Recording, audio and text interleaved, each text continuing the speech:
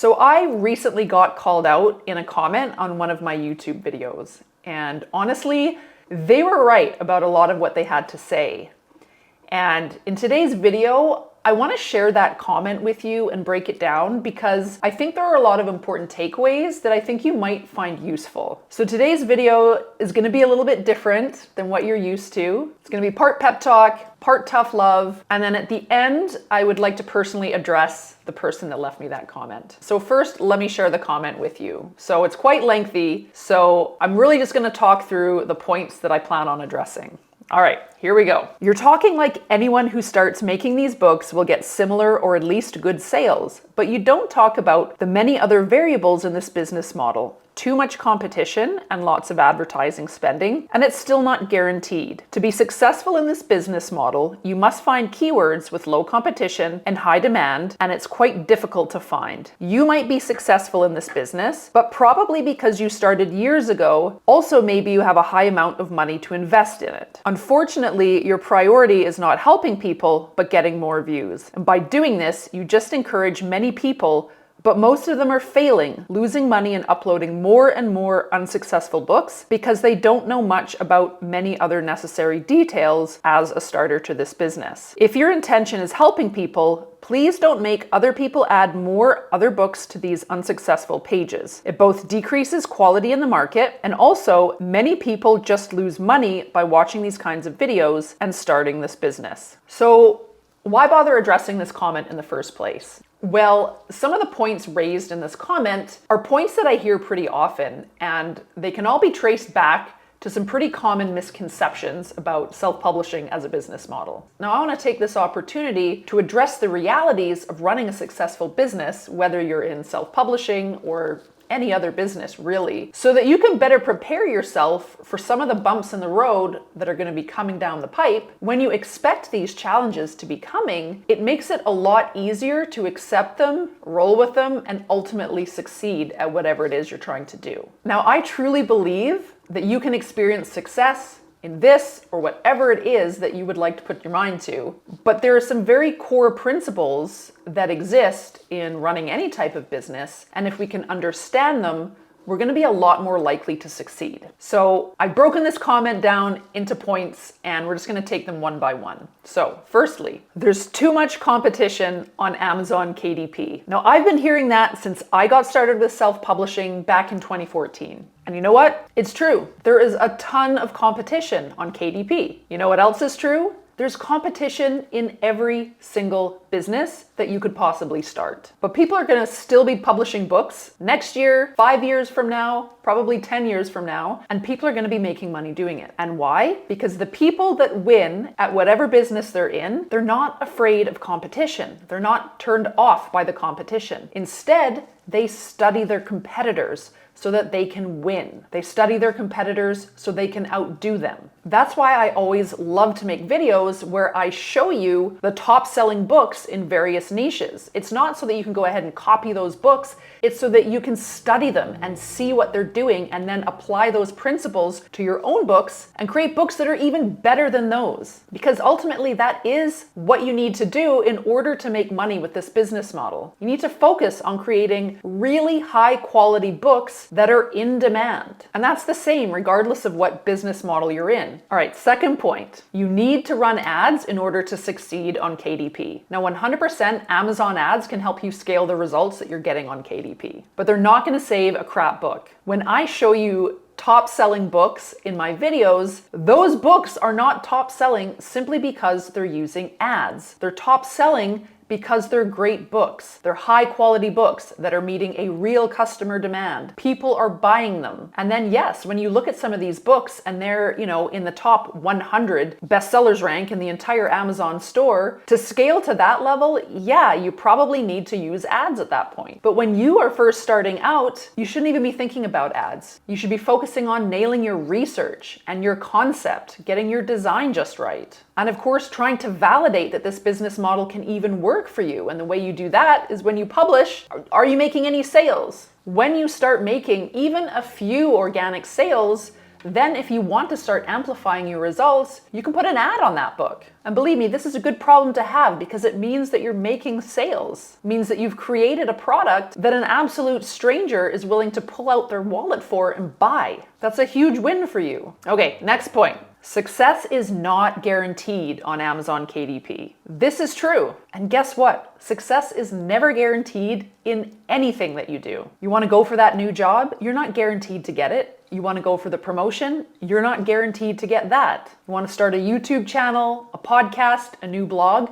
None of those things are going to be guaranteed successes. So does that mean that none of us should do anything in our lives unless we're absolutely sure that success is going to be around the corner? If that were true, nothing would ever happen. Like, I'm not going to slam the door on my own dreams simply because success is not guaranteed. There's always going to be risk involved when you're going for something great. That's why there's that saying, no risk, no reward. You know, some risks are going to pay off and other risks are not going to pay off. If you've been following me for a while, you'll know that like half of the books that I've published have made 0 sales. Last year, I worked really hard to create a brand new course. Next to nobody bought it. That was a setback, but it didn't mean I was going to quit. I would not have created a successful business if I had quit at any one of the failures or setbacks that I've had in the past, and I've had so many. I've talked about it before, but my very first online business idea was a complete flop. And that goes the same for you. You know, you really have to ask yourself if you really need success to be a guarantee before you try anything out. And if you do decide that, you're probably going to miss out on a lot. Okay, moving on. It's hard to find keywords with low competition and high demand. Yes, that is difficult. Starting a business is difficult. Running a business is difficult. Scaling a business can be difficult. And as the saying goes, if it was easy, everybody would be doing it. Now, most of us know that it would not be easy to become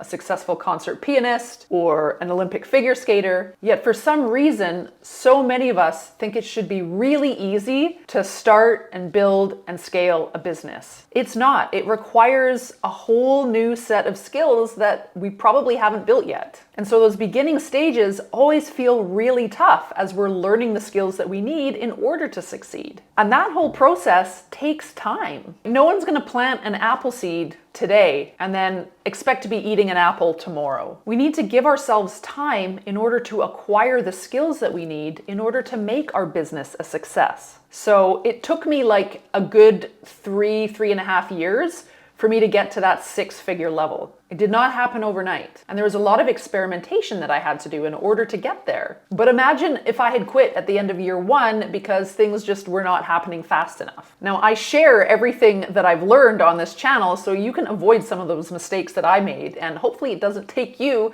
as long as it took me to get to where I am now. But it's still not going to happen overnight or even in a couple weeks or probably a few months. You're going to have to do experimentation for yourself, see what works for you, and you're on your own path. And everyone's timeline is going to be totally different. Okay, you're only successful because you started years ago and had money to invest. Now, no matter whatever you're trying to do, whether it's just learn how to play the piano or become a swimmer or start a business, write a book, whatever, there's always going to be someone who has the jump on you, that has a head start, they've been doing it for longer, they've got more resources, and that's true for all of us. You know, when I first got into selling digital courses, there's always going to be someone who is where you are trying to get, and they have just been doing it for longer and they're getting there faster and they've got more resources. That's just life.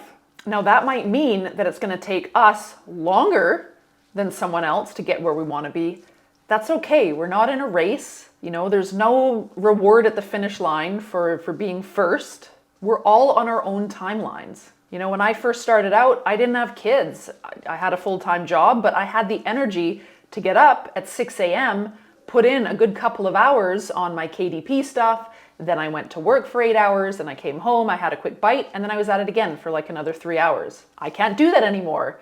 And if you've got kids at home, you're probably in the same boat, right? It's just the season of life that I'm in right now, and you might be in a similar one. But that doesn't have to stop you from making progress. Now, regarding the part of this comment about having more money to invest, I've never invested more than the initial $100 that I put into my very first book. So when I first got started, I wasn't doing low content. I was doing nonfiction and I was paying writers to create those books.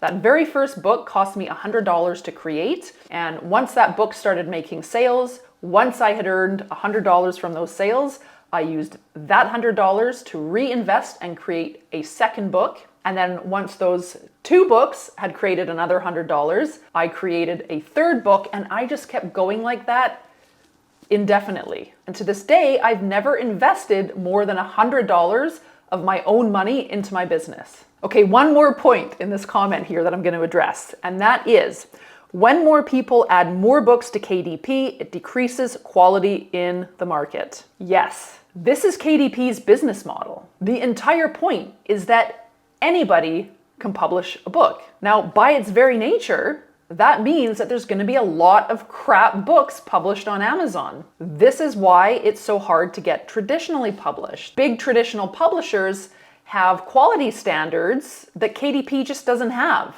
But that's the whole point. KDP has democratized the self-publishing industry. Now, the reason I'm here and the reason I make these videos is I want to show people what's possible, because there is a huge potential to make a lot of money as a self-publisher on this platform. But I also want to deter you from doing things the wrong way.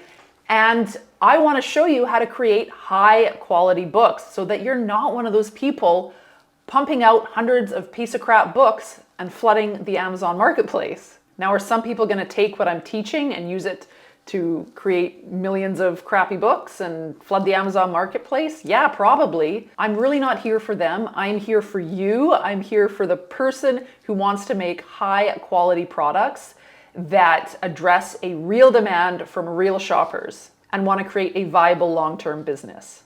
So we can either complain about the competition or the fact that Amazon is full of crappy books, or we can just focus on creating beautiful, high quality books that real people want to buy. So with all of those points in the comment being addressed, here's what I want to sincerely say to the person that left the comment. I totally understand what it's like to pour your heart and soul into something and have it not work out and have all of your efforts just fall completely flat. It's not fun, and it can be completely demoralizing. It can put doubt in ourselves. It can make us wonder why we're even trying at all. But no matter what business model you get into, not just self-publishing, but maybe it's Amazon FBA, maybe it's audiobooks, maybe it's drop shipping, maybe it's that yoga studio, maybe it's a coffee shop, a restaurant, whatever.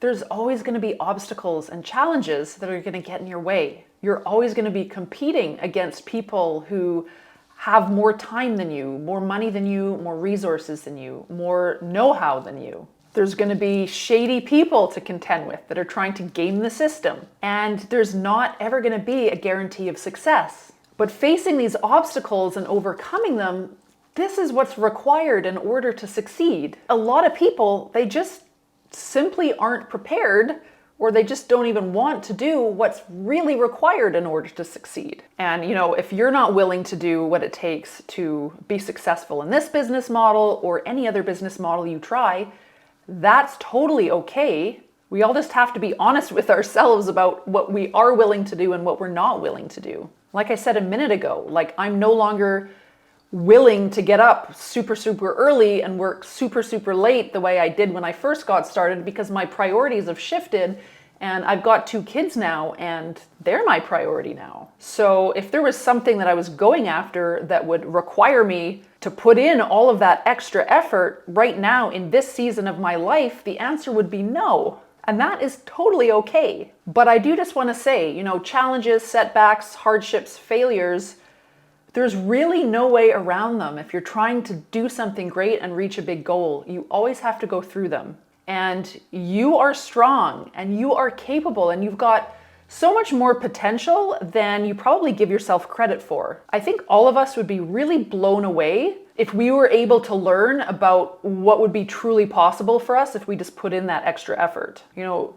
Your potential, my potential, all of our potential really is truly limitless. I really believe that. But we do have to be willing to take some risks if we want to experience those amazing rewards. All right, I hope that there was at least a nugget or two that you found useful in this video. If so, please give it a like.